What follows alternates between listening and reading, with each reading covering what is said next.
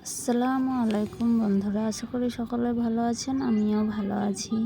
তো আমি তো আজকে আলু সিদ্ধ করে নিচ্ছি, আলু সানা করব।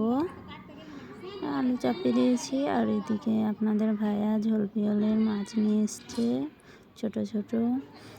তো আমি তো মশলা দিয়ে মাখিয়ে নিলাম, তেল, হলুদ, লবণ, পাঁচ মশলা, তারপরে বাটা মরিচ দিয়েছি।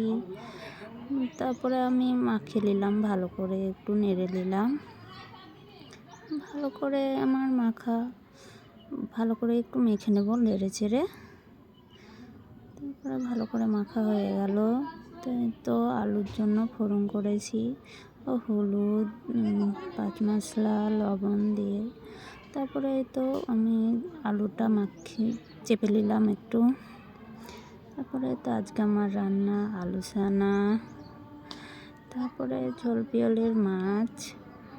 আর এই তো এদিকে আমার ভাত ঠেকা দিয়ে দিয়েছি। আমার আজকের রান্না কমপ্লিট।